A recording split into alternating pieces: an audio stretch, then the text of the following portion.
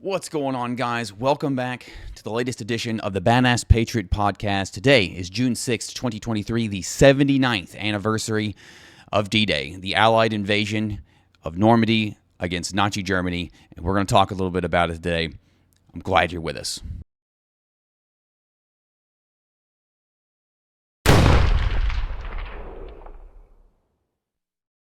All right, guys, like I said, today is June 6th, 2023.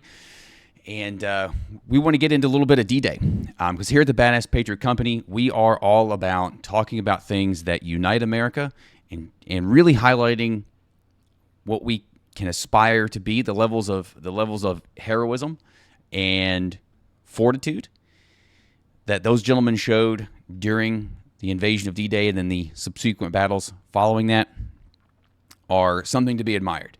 To this day, I was born in the 90s. It's 2023. To this day, World War II is a legendary conflict, not only in its scale, the destruction that was wrought during that conflict, of course, the untold amount of men and women who died during that period, but also in the legendary tales of heroism on many fronts that occurred to stop a great evil in the modern history. So we're going to discuss it. But before we do, again, my name is Dan. I am the VP and co-founder of the Badass Patriot Company. You can find us, if you haven't already, on all social media at Badass Patriot Co. That's at Badass Patriot Co. And if you haven't also, please slide on over to badasspatriotsco.com to pick up some of our sweet apparel. There's tons of new designs that have dropped recently. And so definitely encourage you. If you're out there and you're thinking, hey, I want to fly my flag loud and proud, you can certainly get over there and find something cool. And the most important thing, we at the Badass Patriot Company believe that conservatives, centrist, and center-left individuals, those centrist and center-left individuals I would collectively call liberals, so conservatives and liberals have far more in common than what the mainstream media and our politicians would have us believe. And I think by recounting stories of American heroism and sort of those moments in history when America has lived up to our ideals are very important for bringing people together. So I want to get into it. Let's start off with a general overview. So firstly, you may have gone through school. I hope to God that you know at least about of what D-Day is, but if you don't, I'm going to break down for you the general overview of what D-Day is, and then and why it's important, and most importantly, some of the stories of the men who were involved. So without further ado, let's give a general synopsis. So D-Day, also known as Operation Overlord, was the largest amphibious invasion in history, deploying more than 160,000 Allied troops on air, land, and sea.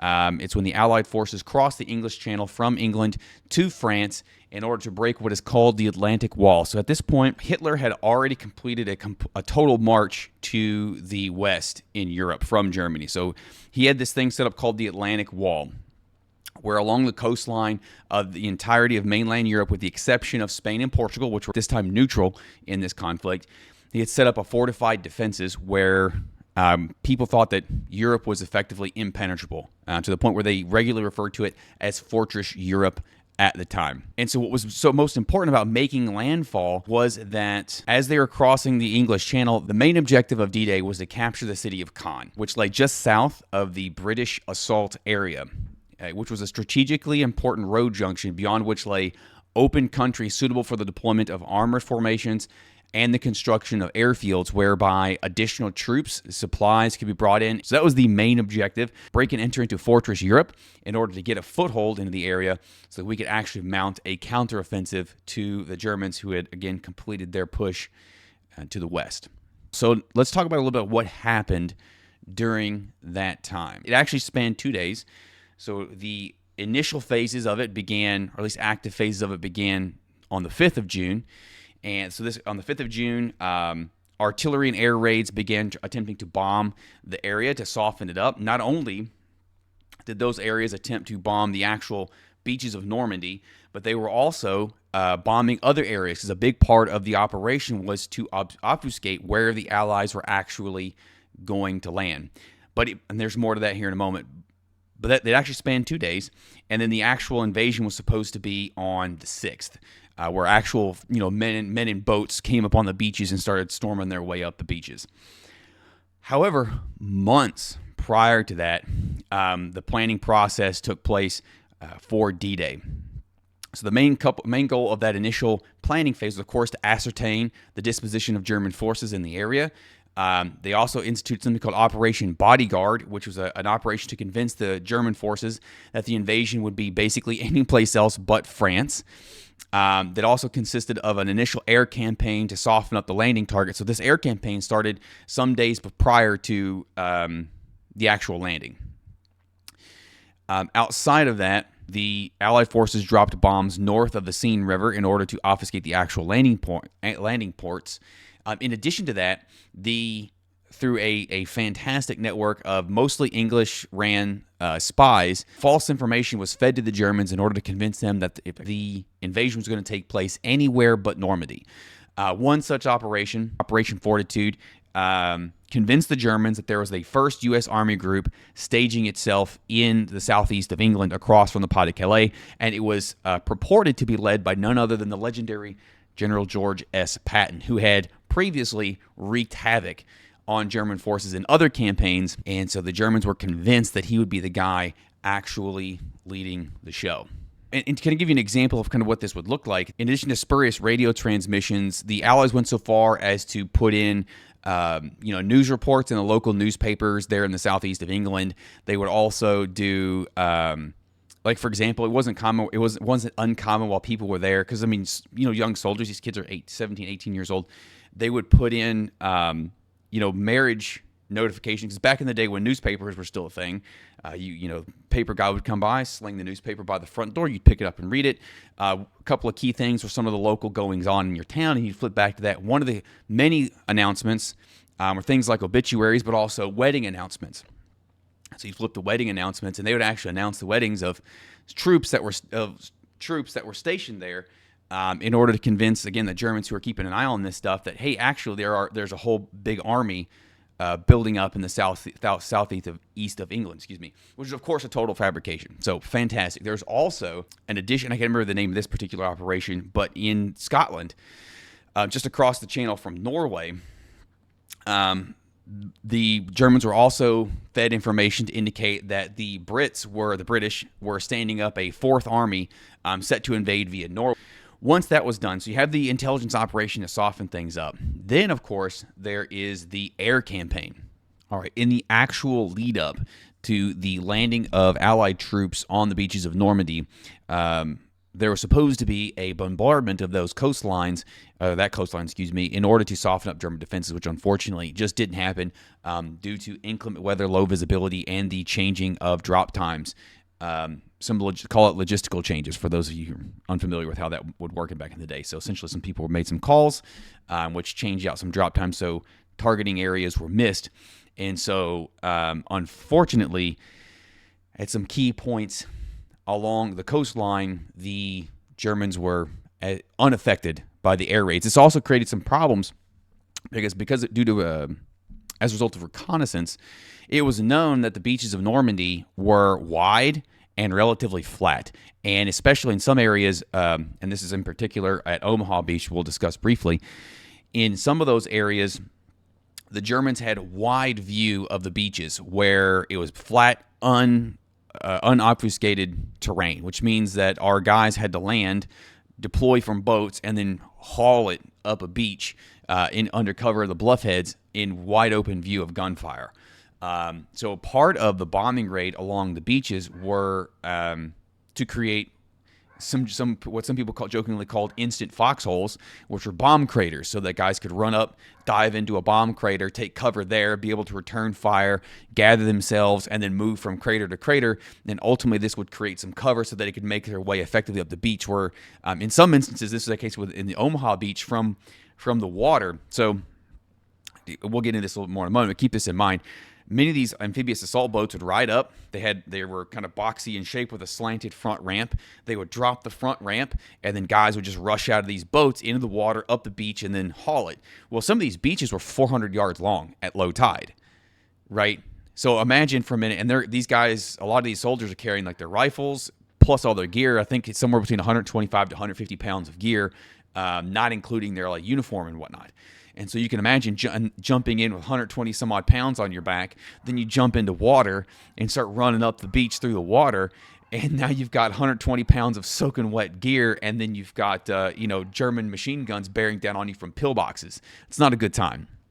So what was supposed to happen is these areas are supposed to be bombed, softened up. A lot of these pillboxes, by the way, concrete structures that literally look like a pillbox, kind of like a loaf in shape, with small windows cut out of them where they're ideal for machine gun emplacements.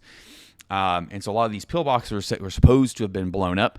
Unfortunately, especially in Omaha, this was not the case. Which is in Omaha is where we suffered the single largest grouping of losses on that day. So anyway, this didn't happen. Now that said, outside of that, the Allied air campaign against the Germans in the lead up to D-Day was mostly successful beyond that particular moment, which it cost a lot of lives. But it did. It's not to say that the air campaign in the lead up was not largely successful. The German Air Force, called the Luftwaffe, was largely decimated by Allied forces during this time. Between the Brits and the Americans, train depots, aircraft manufacturing, all these areas where key logistical points of important military importance had been destroyed, greatly crippling Nazi Germany's ability to reinforce its so-called Atlantic Wall. All right, so now let's get into the actual events itself. So like I told you before, the actual operation spanned from the 5th of June into the 6th. So on the 5th of June, the key operation taking place was the airborne drop behind enemy lines. So obviously not to disrespect my British and Canadian brothers and sisters in this particular fight, but you see the flag that we're talking about America today. This is where the storied 101st and 82nd Airborne Divisions really got a lot of their fame. And so what was going to happen is about 1,000 aircraft were carrying somewhere in the neighborhood of 13,000. Paratroopers would fly behind German lines, behind the Atlantic Wall, and drop paratroopers in behind the German emplacements along the beach. Their primary goal was to not only block supplies from getting into where the Germans were sitting, but to also shore up the exits, the points of egress from those beaches, so that when the Allies pushed up, essentially the German defense force, the German infantry that was taking up those defenses, had nowhere to go.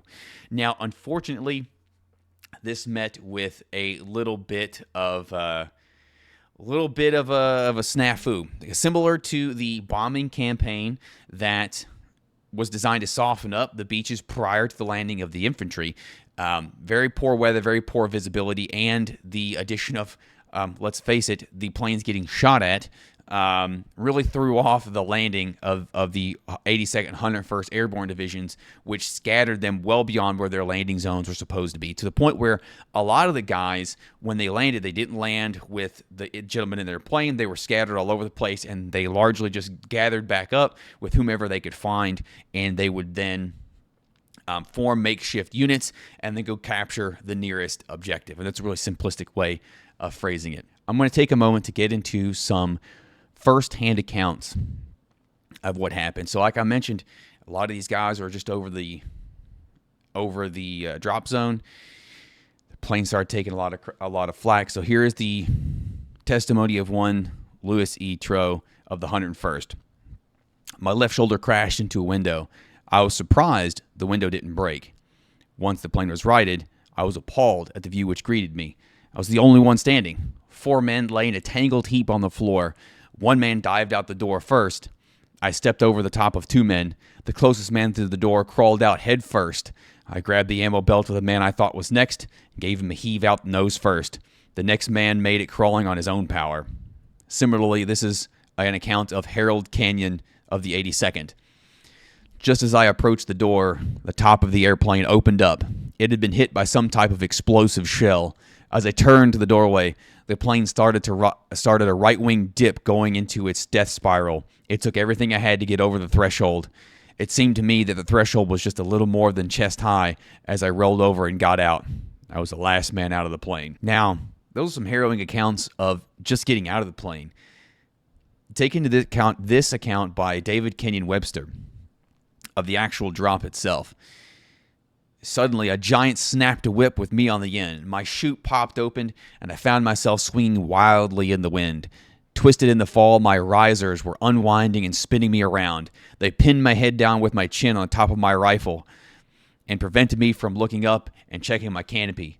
I figured that everything was all right because at least I was floating free in the great silence that always followed the opening shock. For several seconds, I seemed to be suspended in the sky with no downward motion, and then all at once, the whole body of water whirled up and rushed at me. This is another of the actual drop from Roy King of the 82nd.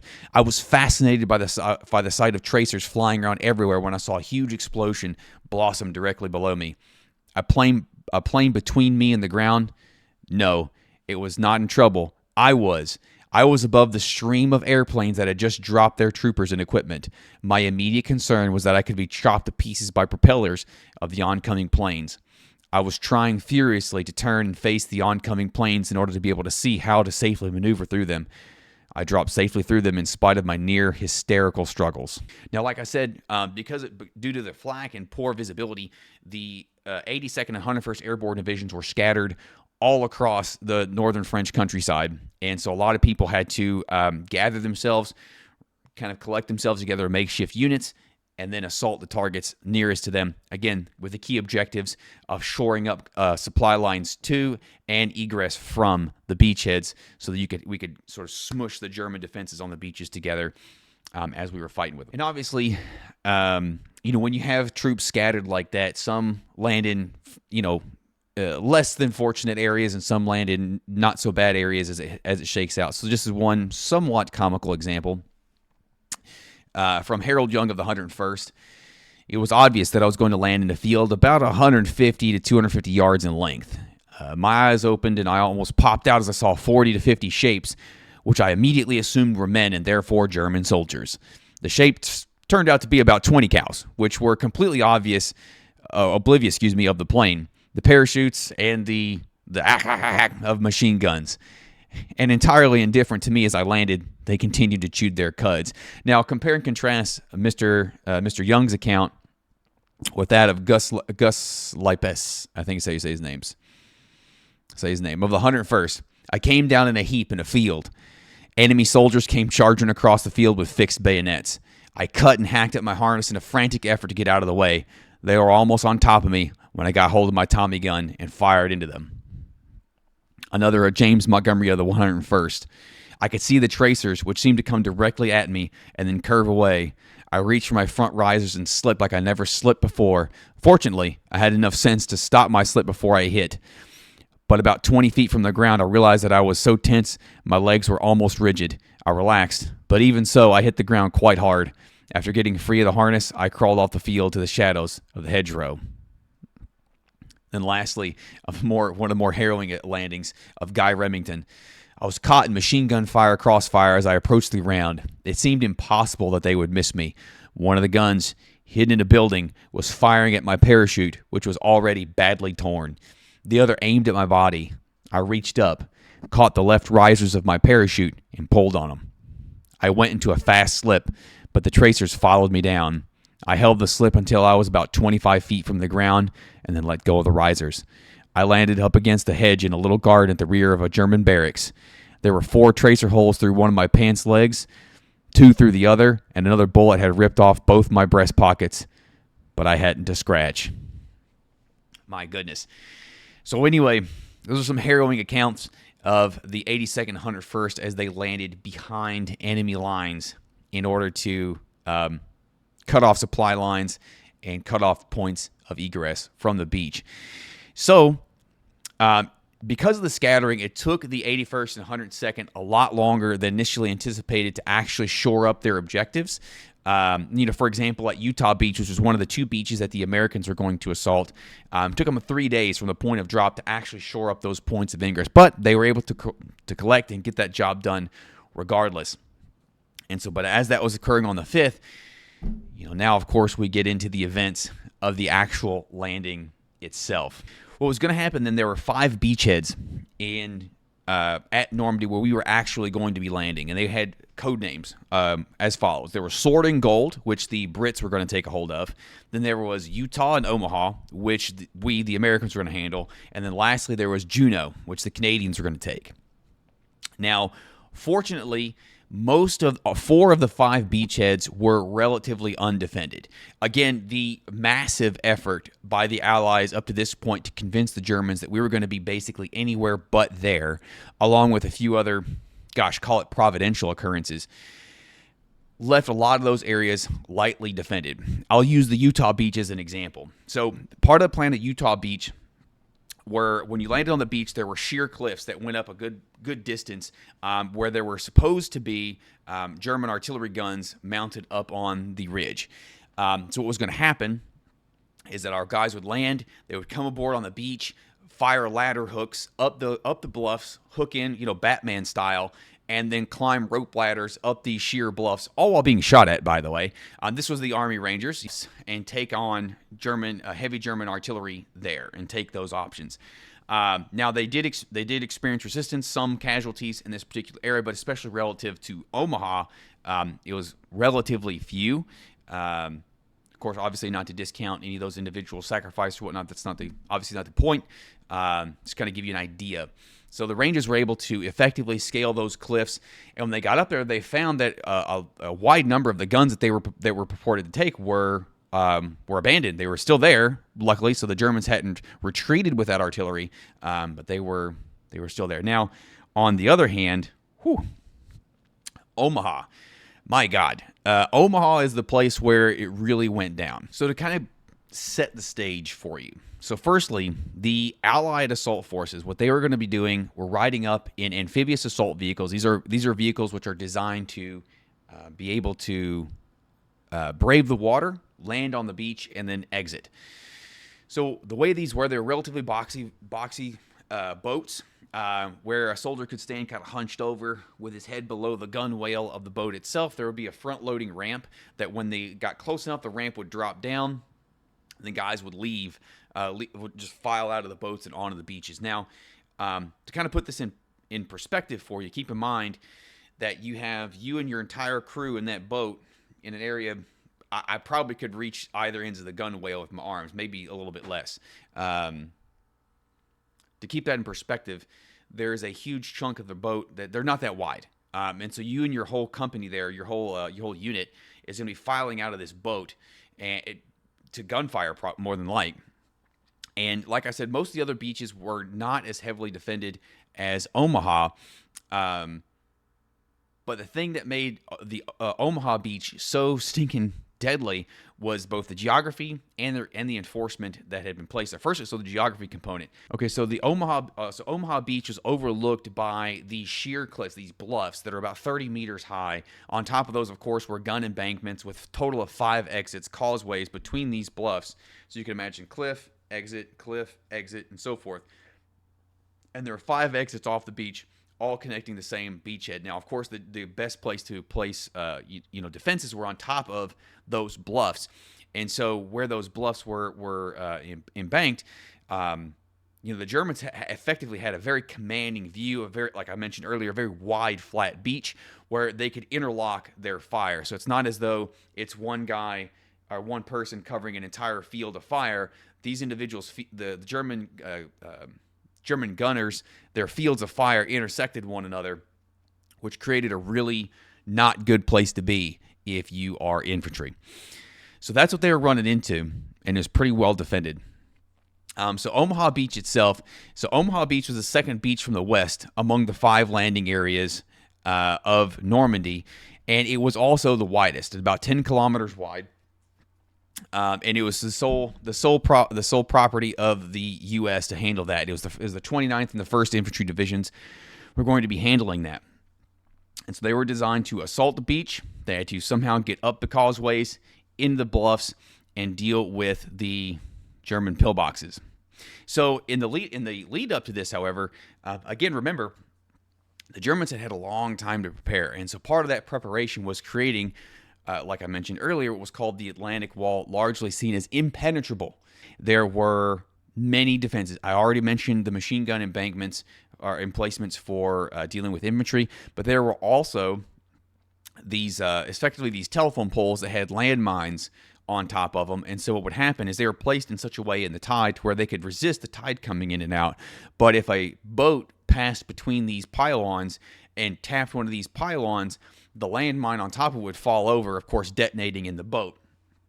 And so destroying it, sinking it, to the point, and these were pretty effective, to the point where a lot of the men who died on D-Day died of drowning, having been sunk in the tide out in the ocean. Outside of that, there were also anti-armor. There were mines buried in the beach, and then anti-armor, obstacles that would prevent tanks from effectively rolling across the beach. Because part of the landing component was that we were, in addition to landing infantry, we were also going to land amphibious assault kind of tanks effectively that would allow us to roll up on the beach and start, lobbing some heavy rounds up into German emplacements. But let's bring this back to the kind of the human. So this is the account of one of the individuals who were landing on D-Day. The assault landing craft held about 30 men, tightly packed. They were low-lying, flattish boats, which were seated so that our heads were below the level of the gunwale. As an aside, gunwale is the sides in front of the boat, so the walls were kind of up above them. So we were ordered to keep our heads down as we approached the coast to avoid enemy fire. However, our landing craft was disabled by some underwater mine or obstacle and became impossible to steer.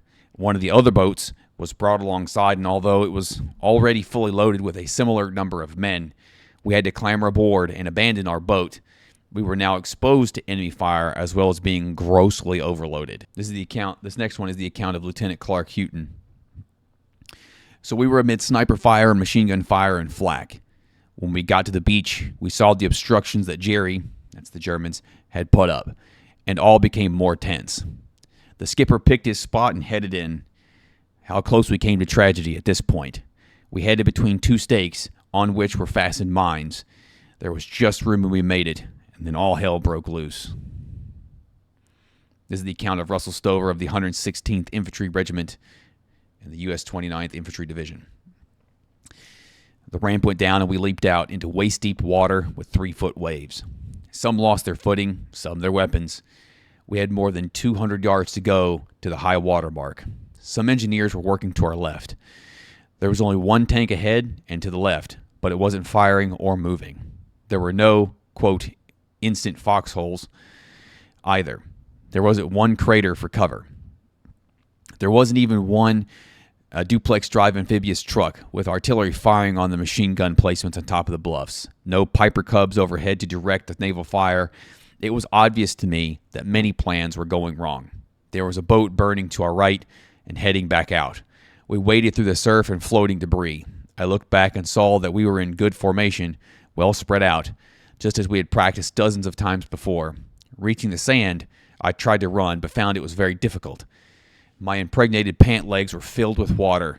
The extra weight took its toll, and about halfway in, I fell to the sand exhausted. I thanked the good Lord for the smoke that still covered the bluffs.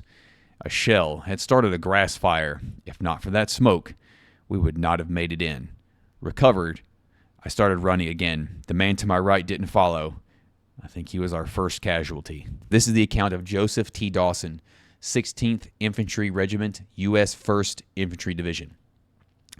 The beach was total chaos, with men's bodies everywhere. With wounded men crying both in the water and on the shingle, we landed at high tide, even when the water was right up to the shoreline, which was marked by a sharp-edged crystalline sand, like gravel, but very, very sharp. That was the only delafade which was present on the beach to give any protection from the fire above. That was where all the men who had landed earlier were present, except for a handful who had made their way forward, most of them being killed. The beach sounded like a beehive with bullets flying all around. You could hear them hit, and you could hear them pass through the air. And lastly, this is a captain of Edward W. McGregor, U.S. 1st Infantry Division. We hit the sand and found ourselves behind the bodies of the amphibious engineers who had taken a terrible beating. Eventually, we started moving up a draw, where some engineers had been, which was marked with tape. We had several casualties, and I know at least one officer right near me was killed, stepping on a mine. We came up to the top of the ridge and tried to advance a bit, but there was a large German bunker in front of us, and its machine gun fire hit us every time we tried to move. At this point, we didn't have any communication with the American destroyer behind us, because within 5 minutes of landing on the beach, the naval ensign officer had been killed, his driver too, and the radio set destroyed by a shell which landed right on top of him. So we planned an assault against the bunker. I volunteered to take some troops with me, but before we could get organized, there were huge demolitions around the bunker. An American destroyer had moved in and was firing direct with 4-inch guns. That hopefully gives you a little bit of an account of the loss that occurred at Omaha Beach in particular. Nevertheless, despite overwhelming odds at that particular beach, by about mid-morning, the beach was taken. The 5 beachheads between the U.S., the British, and the Canadians were then connected, and then we began to land additional troops, additional armor, and expand that process out, expand our presence out from there. To kind of give you an idea of the amount of loss that happened on that particular day, the National D-Day Memorial Foundation conducted exhaustive research to discover exactly who and how many individuals were lost. And they came up with a total of 4,414 individuals who were lost on the initial invasion, the initial 24-hour period of D-Day. And as I tell this story, I hope that you guys can kind of get a picture of what that was like. Because keep in mind, a lot of the guys who volunteered, many of whom volunteered, many of whom were drafted, a lot of the guys who volunteered to go in this were 18, 19 years old, barely out of high school, barely adults, who volunteered to serve their country and loaded up on those boats and many of them walked into a meat grinder in an attempt to win back the liberty of Europe. And as we reflect back on that, especially today, in a similar sense to Memorial Day itself, but on today in particular, it's a good time to remember what was fought for and what was won on that particular day, and remember that. Because I think that whether you're conservative or liberal, I think we can appreciate the amount of sacrifice that took place during World War II generally, and especially the amount of sacrifice that took place on D-Day itself, which gave the Allies the foothold they needed to retake all of Europe from the evils of Nazi Germany, who had effectively conquered Europe at that time and were holding lines with, they were still fighting, but were on their way to cross the channel and try to take Britain.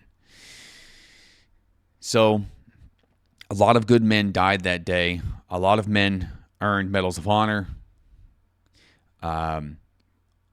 But the awards aren't necessarily the important thing, I would think. But I guess the overarching point that we want to draw from us, the Badass Patriot Company, is to honor the fallen dead and to honor the sacrifice that these individuals laid down, and to remember that it's because of the ideals of the Western ideals of liberty and freedom and the fight against tyranny that many men were willing to sacrifice their lives to give their fullest measure to secure the liberty of people, frankly, not in America. Remember, this battle thankfully took place largely in Europe. We did battle with the Nazis there. And it's important as we reflect back on the events of World War II that we take into account that this is what we aspire to be as Americans. We aspire to be defenders of our faith, defenders of liberty, and defenders of freedom, that when you have the stars and stripes on your clothing, on your uniform, or whatever, wherever you go in the world, maybe people will jokingly laugh at you as a typical American tourist.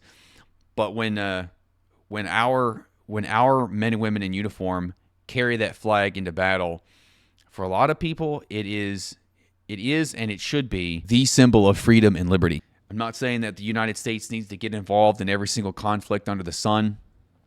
And many back during World War II argued that we shouldn't be getting involved in the battle against the Nazis in Europe as well, that we should focus on the Japanese only. Because if you remember at this point, it was the Japanese who attacked us at Pearl Harbor that kind of got us foisted into the conflict in general. So many people argued that we shouldn't be involved in Europe at all. It wasn't our problem. But we got involved anyway. And so I'm not saying that the U.S. needs to get involved in every single conflict, but the U.S., at least in principle, stands for something. The flag stands for freedom and liberty and hope on planet Earth. Where American armed forces are, their truth, liberty, duty, and hope live. And that's definitely what we want to leave you with here on today. And so I'll leave it there, folks. I've been Dan Wiechart of the Badass Patriot Company. And this has been our brief special on D-Day, June 6th, 1944, the 79th anniversary thereof. Hope you guys have enjoyed this. If you haven't already, please give us a thumbs up here on Rumble. Give us a like, comment, and subscribe on YouTube. If you haven't already, please follow us on all social media at Badass Patriot Co. That's Badass Patriot Co, all one word. You can also slide on over to www.badasspatriotco.com. Grab some sweet merch. We'd certainly love your support in that realm as well. And just remember on this day and many others that there are a large number of brave men who are willing to do violence to protect the freedoms that we enjoy today and to do battle with evil. And we should remember that and aspire to honor that sacrifice. So I'll leave you guys with that. Without further ado, I thank you guys for joining me. Again, I've been Dan Wiechart, VP and co-founder of the Badass Patriot Company. We'll catch you next time.